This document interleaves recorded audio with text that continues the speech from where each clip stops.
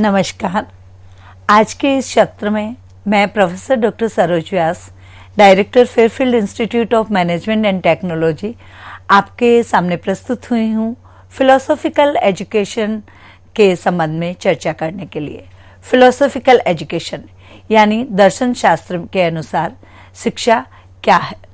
दर्शन शास्त्र और शिक्षा दो अलग अलग विषय हैं और दो अलग अलग शब्द हैं, इसलिए हमें सबसे पहले इस धारणा से बाहर निकलना होगा कि शिक्षा और दर्शन दोनों अलग अलग है, एक नहीं है। दर्शन शास्त्र अपने आप में एक विस्तृत और विशाल क्षेत्र है। शिक्षा भी अपने आप में शिक्षा में संपूर्णता समाई हुई है। आज हम जो चर्चा कर रहे हैं वो एजुकेशनल फिलॉसफी पे कर रहे हैं, अर्थात कहने का तात्पर्य ये है कि शिक्षा में दर्शन शास्त्र या दर्शन शास्त्र के दृष्टिकोण से यदि समझा जाए तो शिक्षा क्या है। और सबसे पहले आज हम बात करेंगे concept, meaning and aim of education according to philosophy, यानी दर्शन शास्त्र के अनुसार शिक्षा की अवधारणा क्या है, अर्थ क्या है और शिक्षा के उद्देश्य क्या है। कहा गया है ज्ञानम मनुजस्य तृतीय नेत्रम, शास्त्रों में विधा शिक्षा को मनुष्य का तीसरा नेत्र कहा गया है। विद्या अमृत श्रुते, यजुर्वेद में कहा गया है कि विद्या अर्थात शिक्षा से मोक्ष और अमरत्व की प्राप्ति होती है। ये केवल कहा ही नहीं गया है, ये सत्य है। और अमरता से तात्पर्य ये नहीं है कि कोई अमर हो गए या हमेशा के लिए जीवित हो गए। अमरता से हमारा यहाँ अभिप्राय है कि वो सभी व्यक्ति, वो सभी प्राणी, वो सभी मनुष्य अमर हैं जिनकी पीछे कहीं न कहीं उन्हें शिक्षा का उनके द्वारा योगदान रहा हो, साहित्य का सृजन किया गया हो या साहित्य और शिक्षा के क्षेत्र में उनकी एक परंपरा आगे तक आने वाली पीढ़ियों तक चलती आई हो। अवधारणा, अर्थ और शिक्षा के उद्देश्य से सा विद्या या मुमुक्ते, गीता में कहा गया है कि विद्या शिक्षा से मनुष्य को मुक्ति की प्राप्ति होती है। विद्या विदन्ते अमृतम, विद्या खयायति ख्याति, विद्या शिक्षा से परम आनंद की प्राप्ति होती है और ख्याति अर्थात प्रसिद्धि मिलती है। प्रसिद्धि यानी आप यदि नहीं भी रहते हैं तो आपके पास जो ज्ञान है उस ज्ञान से आपके नहीं रहने के, क्योंकि माना गया है या माना ही नहीं गया ये पूर्ण रूप से सत्य है कि हमारा जो शरीर है वो नश्वर है और आत्मा हमारी अमर है। जब हम इस पृथ्वी पे नहीं रहते हैं यानी शरीर त्याग देते हैं, उसके बाद भी यदि हमारे ज्ञान से, हमारी शिक्षा से या हमारे द्वारा जो किसी साहित्य का सृजन किया गया है, शिक्षा के क्षेत्र में जो योगदान दिया गया है, वो अमरता को प्राप्त कर लेती है, वो सदियों तक चलती है, आने वाली पीढ़ी तक चलती है।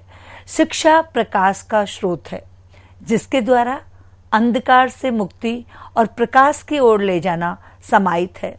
मनुष्य के सर्वांगीण विकास के लिए शिक्षा ही एकमात्र साधन है। आप सोच रहे होंगे कि सर्वांगीण विकास से हमारा अभिप्राय क्या है। सर्वांगीण विकास का मतलब है कि विद्यार्थी या शिक्षार्थी जो शिक्षा ग्रहण कर रहा है, उस विद्यार्थी के जीवन के जितने भी महत्वपूर्ण क्षेत्र हैं उनमें उसका पूर्ण विकास होना।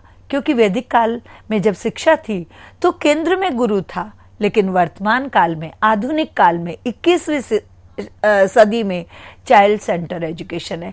शिक्षा के क्षेत्र में विद्यार्थी को रखा गया है। विद्यार्थी की बुद्धि, उसकी अभिरुचि, उसकी इच्छा, उसकी आवश्यकता, इन सब को बीच मध्य में रख के, केंद्र बिंदु में रख करके शिक्षा प्रदान की जाती है। और इसलिए ये कहना कदापि अतिशयोक्ति नहीं है कि शिक्षा से बालक का, विद्यार्थी का, शिक्षार्थी का सर्वांगीण विकास होता है। सर्वांगीण विकास में हम सबसे पहले व्यक्तिगत विकास की बात करेंगे कि उसका व्यक्तिगत विकास में उसका शारीरिक विकास, उसका मानसिक विकास, उसका बौद्धिक विकास, उसके बाद में उसका सामाजिक विकास और दूसरे जो अन्य क्षेत्र है उनमें विकास की हम बात करते हैं। इसी के साथ में कहा गया है कि शिक्षा जो है उससे हम बार बार में कहते हैं कि मोक्ष की प्राप्ति होती है। शिक्षा से सांसारिक सुखों की प्राप्ति भी होती है। सांसारिक सुखों को भोगने के उपरांत ही मनुष्य सत्य की खोज करता है। सत्य का ज्ञान होना ही मोक्ष है। इस प्रकार शिक्षा ही वह साधन है जिसके द्वारा मोक्ष की प्राप्ति कर। मैंने यहाँ एक बार चर्चा की आपसे और मैंने कहा कि सांसारिक सुखों को भोगने के उपरांत ही मनुष्य सत्य की खोज करता है। अगर हम भारतीय संस्कृति की बात करें, यदि हम वेदों की बात करें, यदि हम पुराणों की बात करें, तो कहा गया है कि जो वर्ण व्यवस्था जब वैदिक काल में थी और हमारे 4 आश्रम थे, ब्रह्मचार्य, उसके बाद में आपका गृहस्थ आश्रम आ गया, उसके बाद में आपका दूसरे वानप्रस्थ और संन्यास आश्रम आ गए हैं। आश्रमों की जब हम बात करते हैं तो जो हमारा ब्रह्मचार्य था वो पूरी तरह से ज्ञानार्जन के लिए था, यानी विद्यार्थी विभिन्न माध्यम से गुरुकुलों में रह करके, गुरु के सानिध्य में रह करके, अनुसंधान करके, खोज करके, तपस्या करके, तप के द्वारा वो ज्ञान की प्राप्ति करता था। तदुपरांत वो गृहस्थ जीवन में 25 साल के बाद में प्रवेश करता था और गृहस्थ आश्रम में जाकर के जब वो गृहस्थी का सुख भोग लेता था और विवाह हो जाता था, संतति हो जाती थी, और सारे जब सुख, वो जो सांसारिक सुखों की भोग की बात कर रहे हैं, सांसारिक सुखों की जो बात कर रहे हैं, वो गृहस्थ आश्रम से यहाँ जुड़ा हुआ है। जब मनुष्य ने ज्ञान प्राप्त कर लिया और ज्ञान प्राप्ति के बाद सांसारिक सुख भी भोग लिए, उसके बाद में उसे आत्मिक शांति चाहिए, और आत्मिक शांति का एक मूल मंत्र है सत्य का ज्ञान होना। और सत्य जो है वो अगर ज्ञान आपको हो गया तो उससे आपके मोक्ष की प्राप्ति हो जाती है। अब जब हम शिक्षा की अवधारणा की बात कर रहे हैं, एजुकेशन के कॉन्सेप्ट की बात कर रहे हैं, तो मैं यहाँ पर आपसे चर्चा करना चाहूँगी कि education the third I of man. हमने कहा है कि शिक्षा जो है वो मनुष्य का तीसरा नेत्र है। शिक्षा से ही तत्वों तथा तथ्यों को समझा जा सकता है, इसलिए शिक्षा मनुष्य के तीसरे नेत्र की उपाधि दी गई है। आगे बढ़ते हैं और आगे जैसा कि अभी मैंने आपसे पूर्व में भी चर्चा की, कहा गया है कि सर्वांगीण विकास के लिए शिक्षा अनिवार्य है। सर्वांगीण विकास, सर्वांगीण यानी सारे अंगों के विकास के लिए शिक्षा बहुत ही अनिवार्य है, और उसके द्वारा ही हम अपने आप को पूर्ण विकसित कर सकते हैं। या मैं ये कहूँ कि हम मानवता जो शब्द है, मानव के साथ में एक चरित्र जुड़ा हुआ है, मानवता, और मानवता के लिए सर्वांगीण विकास बहुत ही अनिवार्य है। मीन्स ऑफ इम्पोर्टेंस, यहाँ सुधार का अर्थ सुसंस्कृत व्यवहार, आत्म अनुशासन, उचित अनुचित की समझ, आदर्श आचरण से है। सुधार यानी अगर हम सुधार की बात करते हैं, इम्प्रूवमेंट की बात करते हैं, तो वहां पर बिल्कुल हमें ये मानना पड़ेगा कि सुसंस्कृत व्यवहार जो समाज के द्वारा, परिवार के द्वारा, हमारी संस्कृति के द्वारा, हमारी परंपराओं के द्वारा, हमारी सभ्यता के द्वारा, और जो हमारा कॉन्स्टिट्यूशन है, संविधान है, उसके द्वारा, हमारे देश के द्वारा जो कुछ हमारे लिए सिद्धांत, नियम और आचरण बनाए गए हैं, उनके अनुसार यदि हम सुसंस्कृत व्यवहार करते हैं तो वो शिक्षा है। शिक्षा से आत्मानुशासन आता है, मनुष्य अनुशासित होता है। आत्मानुशासन, जो अनुशासन की मैं चर्चा कर रही हूं, तो यहां मैं आपको बताना चाहूंगी कि अनुशासन को भी 3 श्रेणियों में बांटा गया है। प्रथम होता है आत्मानुशासन, दूसरा होता है कि आप आदर्श अनुशासन, और तीसरा होता है कि दंडात्मक अनुशासन। आत्म अनुशासन ये होता है कि व्यक्ति स्वयं में अनुशासित है, उसे दिशा निर्देश नहीं दिए जाने पड़ते हैं, उसे बताया नहीं जाना पड़ता है कि आपको क्या उचित है और क्या अनुचित है। वो आत्म अनुशासित है, सेल्फ डिसिप्लिन जिसे हम कहेंगे वो है। दूसरा हमारा आता है आदर्श अनुशासन की हम बात करते हैं। आदर्श अनुशासन होता है कि एक व्यक्ति दूसरे व्यक्ति, और दूसरा व्यक्ति माता पिता भी हो सकते हैं, आपके अभिभावक हो सकते हैं, परिजन हो सकते हैं, आपके मित्र हो सकते हैं, आपका सहपाठी हो सकता है, आपके अध्यापक हो सकते हैं, कोई और भी व्यक्ति हो सकता है जिसके आचरण को आपने आदर्श समझ के आप अनुशासित हो गए हैं, तो वो आदर्श अनुशासन। और तीसरा आ जाता है आपका दंडात्मक अनुशासन, यानी यदि विद्यार्थी या कोई भी मनुष्य आत्मानुशासित नहीं है, आदर्श अनुशासित नहीं है, तो फिर उसे दंड के माध्यम से, यानी उसे बार बार में बताया जाना पड़ेगा कि आपको क्या करना है, क्या नहीं करना, क्या उचित है और क्या अनुचित है, और यदि आप अनुशासनहीनता करेंगे तो वहां दंड का प्रावधान भी है। आगे बढ़ते हैं, और आगे मैंने एक बात आपसे कही है कि उचित अनुचित की समझ और आदर्श आचरण करना।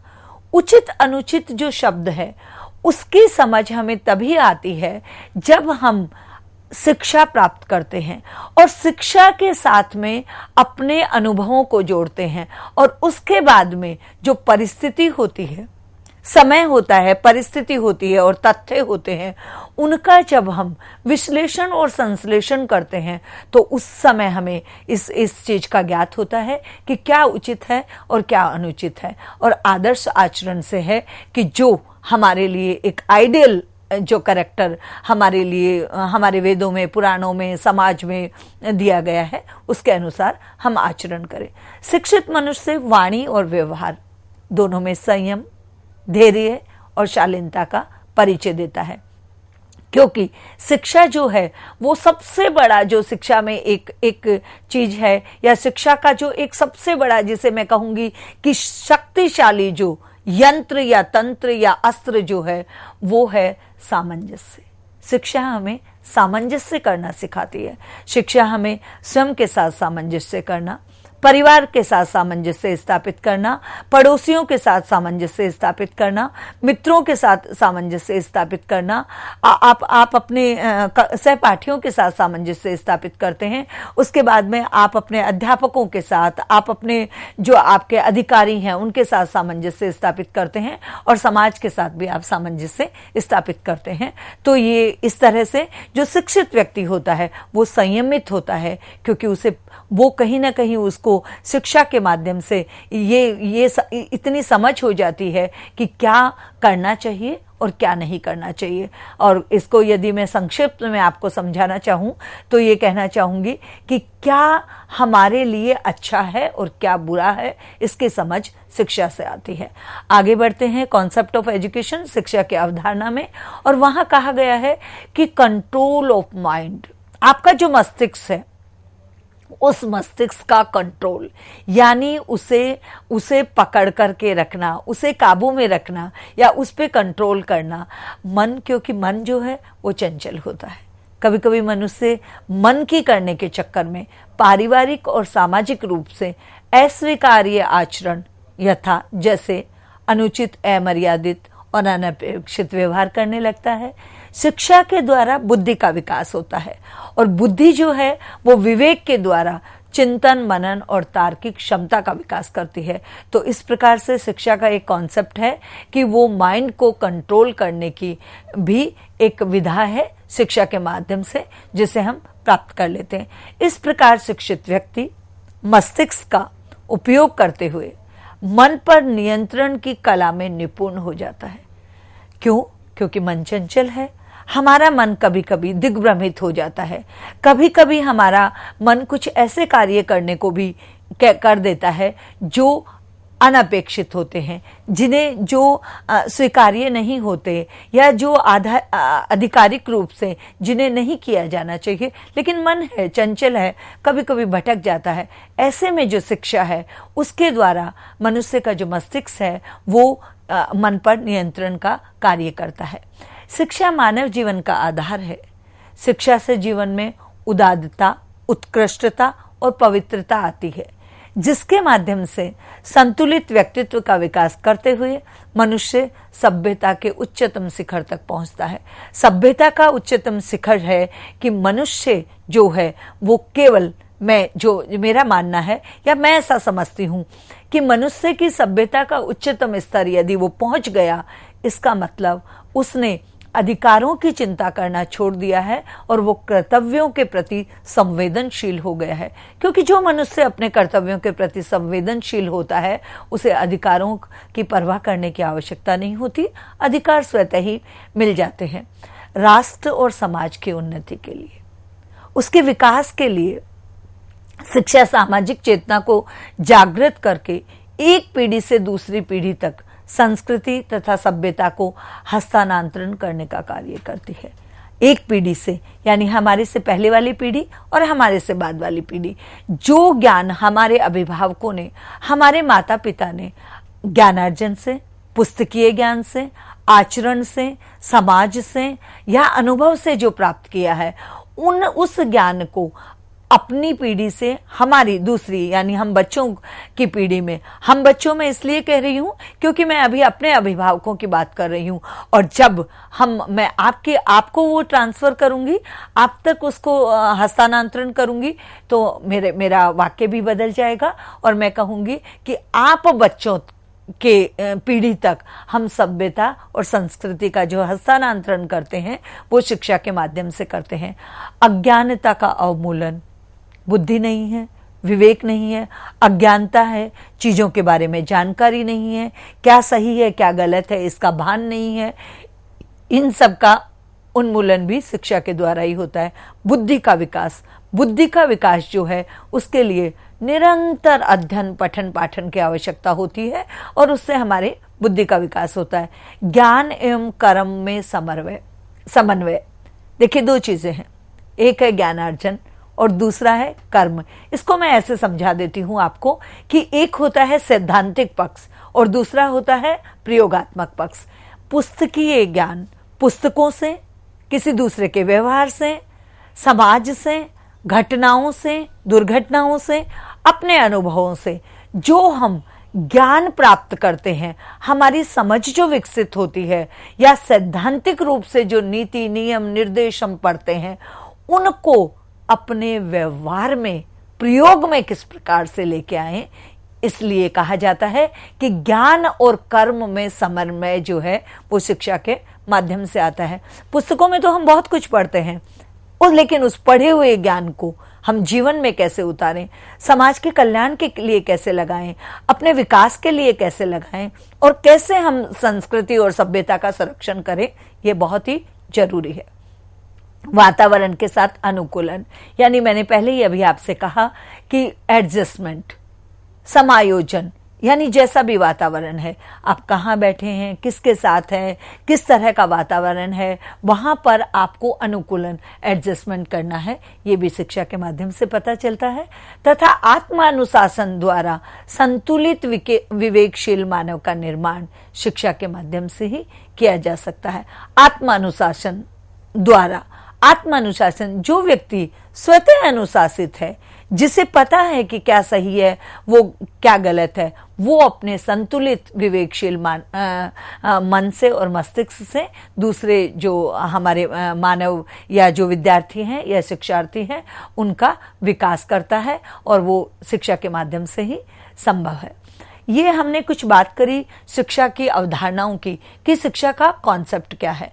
शिक्षा के कॉन्सेप्ट के बाद अब मैं आपके साथ चर्चा करना चाहूंगी कि शिक्षा का अर्थ क्या है, शिक्षा है क्या, एजुकेशन कहते किसे हैं। क्या पुस्तकों में लिखा हुआ ज्ञान एजुकेशन है?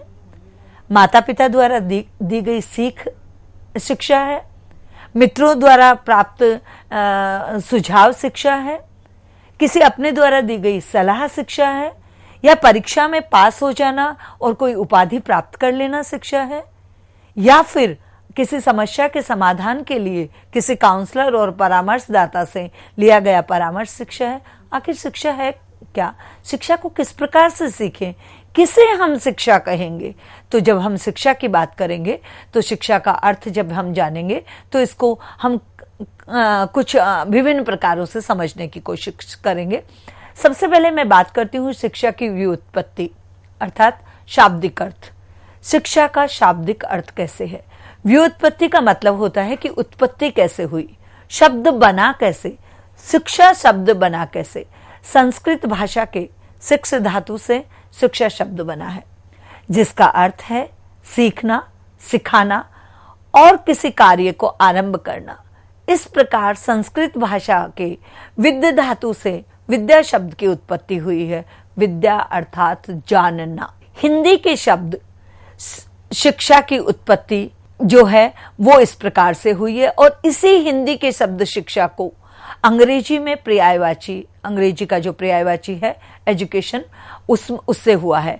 लैटिन भाषा के एडुकेटम शब्द से एजुकेशन शब्द की व्युत्पत्ति हुई, जिसका अभिप्राय है to train, act to teaching और लर्निंग, यानी किस प्रकार से शिक्षा में आप सीख सकते हैं और ट्रेंड हो सकते हैं, उसे आत्मसात कर सकते हैं। ये हमारी शिक्षा की जो व्युत्पत्ति है, यानी शिक्षा जो शब्द है वो बना कैसे और उसका शाब्दिक अर्थ है, ये मैंने आपसे बात करी। अब मैं आती हूँ शिक्षा के संकुचित अर्थ पे। देखिए, हम विद्यालयों में जो पढ़ रहे हैं या विद्यालयों में किसी विभिन्न पाठ्यक्रमों में नामांकन हम अपना करवा लेते हैं और उपाधि प्राप्त करने के लिए जो हम डिग्री या डिप्लोमा या कोर्स करते हैं, उपाधियां लेते हैं, वहां शिक्षा का संकुचित अर्थ आ जाता है। Education is in narrow sense, यानी एजुकेशन, शिक्षा जो है वो संकुचित अर्थ में क्या है, इसको यदि मैं एक शब्द में कहना चाहूंगी तो मैं कहूंगी औपचारिक शिक्षा। संकुचित अर्थ में शिक्षा निर्धारित शैक्षिक स्तर पर निर्धारित पाठ्यक्रम द्वारा निश्चित समय सीमा में पूर्व निर्धारित विषयों को नियुक्त विषय विशेषज्ञों द्वारा दिए जाने वाला ज्ञान है। देखिए, मैंने यहाँ कितने प्रकार की बात करी है।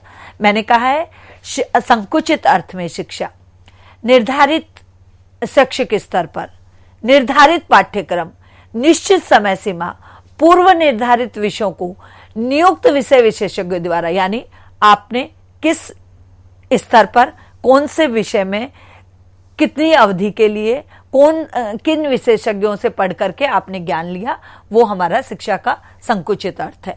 उसके बाद में आता है शक्तियों का विकास और उन्नति की चेतना, भी इसी में आती है। संकुचित अर्थ वाली शिक्षा बालक का सर्वांगीण विकास करने में असमर्थ है। इस प्रकार की शिक्षा में बालक को व्यवहारिक ज्ञान की प्राप्ति नहीं होती, अपितु पुस्तकीय ज्ञान के कारण बालक में तोते की भांति रटने की प्रवृत्ति विकसित हो जाती है।